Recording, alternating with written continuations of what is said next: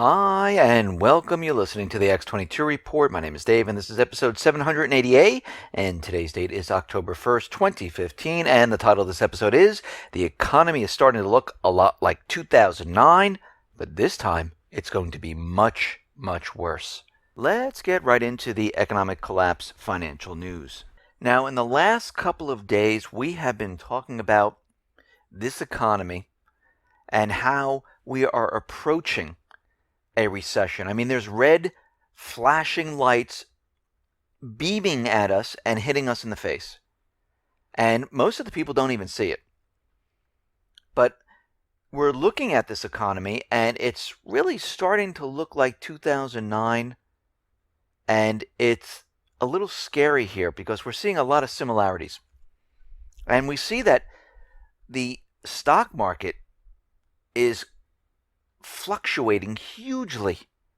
And the government, the central bankers, these specific teams, the high frequency traders, the plunge protection team, they're having a very difficult time keeping this market afloat. They try very hard, but we see that it's getting harder and harder as time goes on.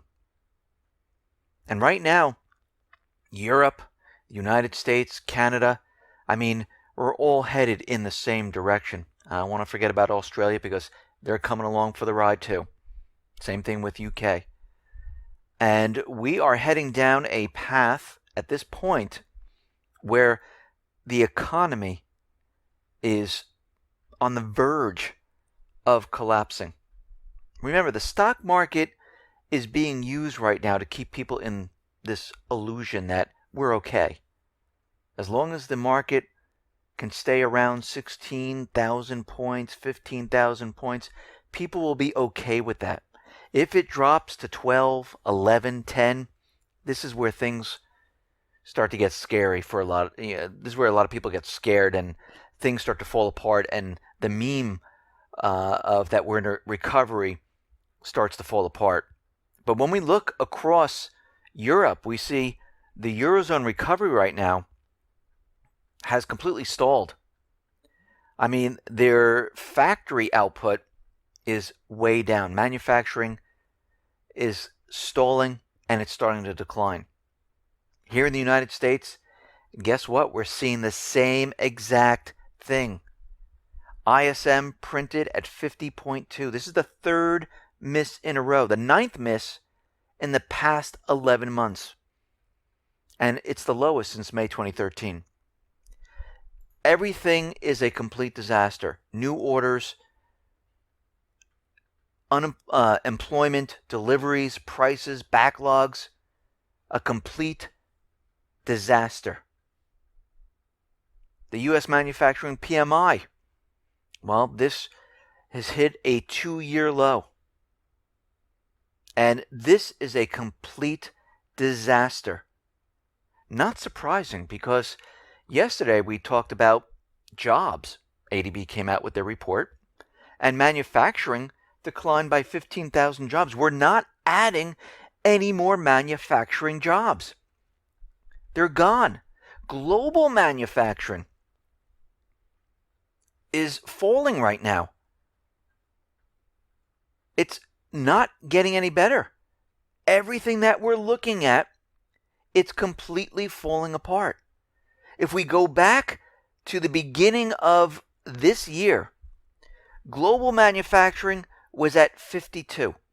If we go back to December of 2013, which global manufacturing was at 53, now it's at 50.6. It is falling.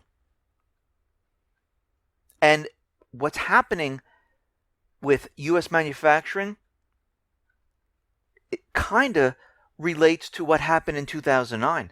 Very similar. We're seeing the same thing occur now than when we did in 2008 going into 2009. And this explains why the Baltic Dry Index is continually falling. It's down to 888 points. Now, people, again, they don't have disposable income. They're not going out purchasing like crazy. They're not purchasing. No orders are coming in.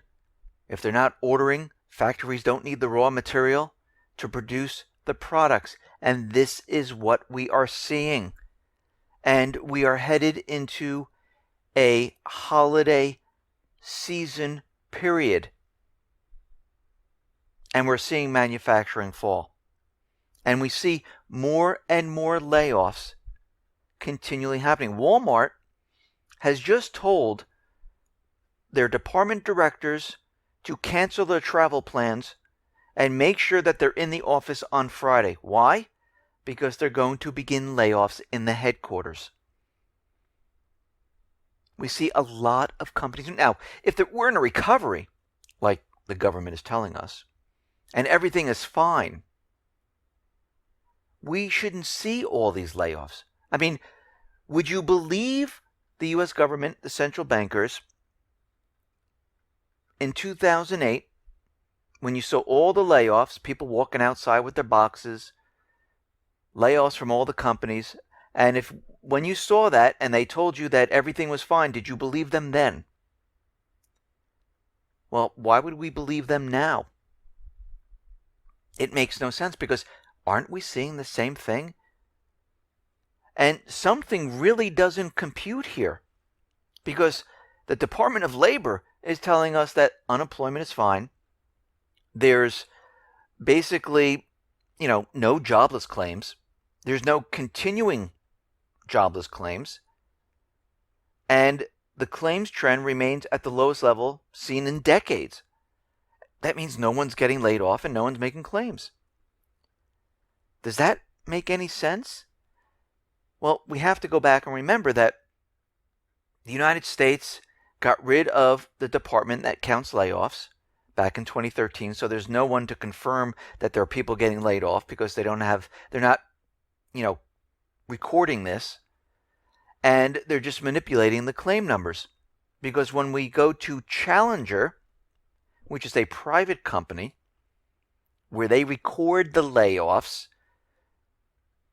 well, something doesn't add up. The third quarter ended with a surge in job cuts.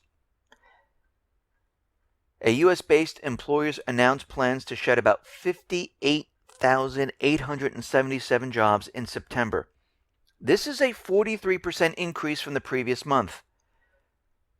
And this is according to a report by Challenger, Gray, and Christmas. The September total was the third largest of the year, behind July. July, there was 105,696 layoffs. April, 61,582. It was 93% higher than the 30,000 planned layoffs announced the same month a year ago. Very interesting. In all, there is 205,759 job cuts that were announced in the third quarter, making it the largest job cut quarter since the third quarter of 2009, when planned layoffs totaled 240,000. So back in the Great Recession in 2009, during this period, there was 240,000 layoffs. Right now, in the recovery, there's 205,000. I mean, anyone see the similarities? I do. We're not in a recovery. It even gets even more confusing when you look at the full year trend. When one notices that so far in 2015, employers have announced 493,431 planned layoffs, 36% more than the 363,408 cuts tracked from January through September a year ago. So the year-to-date total is actually 2% higher than the 2014 year-end total of 483,000. And we're not even finished with the year. So what's happening here? Someone is lying. It's either the private company Challenger, Gray, and Christmas, or it's the Department of Labor. Who do you think it is? Well, I know who it is. Definitely the government. Because everything that we looked at and everything that they're doing their numbers make no sense whatsoever. Because all you have to do is say, okay, we're at 5.1% unemployment, but retail sales are down, mortgage applications are down. Something's not right here. Food stamps are up, home ownership is down. What? So you know that all of these layoffs, they're starting to take their toll. And job cuts right now have already surpassed last year's total. And right now they're on track to end the year as the highest annual total since 2009. What a recovery. It's non-existent.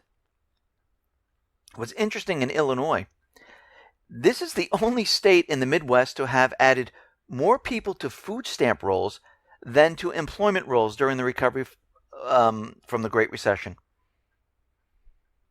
So think about that for a second. More people were added to food stamps than got jobs. Something is not right here. The Atlanta Fed right now, they've already slashed the Q3 GDP.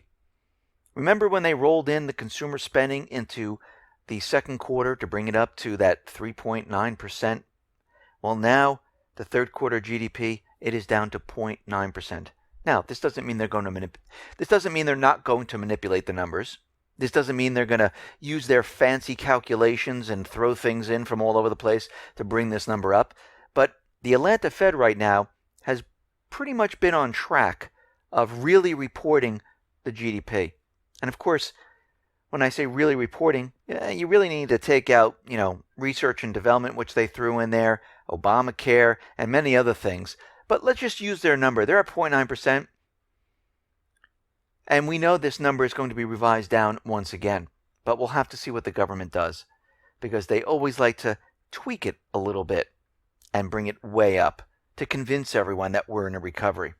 Now, Jim Reed of Deutsche Bank, they have laid out an endgame scenario. They're saying that we are done here. This is the end game.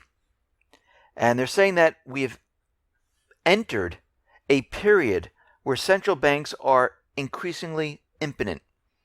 The answer is that they have been for a while on growth, so not much has changed. We don't think QE or the 0% interest rates or the negative interest rates is going to do anything. It might prop up the system a little bit, but it's not going to give us a recovery at all. We think, he says, that this is the end game, that the next global recession is right at our doorstep. It's going to hit. And it's going to hit hard. And this is what we're starting to hear from a lot of people. And when I look at all these economic indicators, which we've been tracking for a long time, we're at the point where we see the economy is really separating from the illusionary statistical numbers that the government and the Fed are producing and for what is really happening in the country. Not just here, but we're seeing it in Canada, where they're moving into a recession. We see Europe, we see Australia, UK. It's all starting to fall apart together. And we know at this point in time that this system that we're in is going to come crashing down. And it's only a matter of time. Because as the real economic indicators and their illusionary numbers move further and further apart, it's going to be very difficult for the U.S. government to convince everyone that we're in a recovery. And once they can't convince everyone, this is when the game is completely over. Listen, everyone, thanks a lot for listening. Be well, be safe, and especially be prepared. Thanks a lot.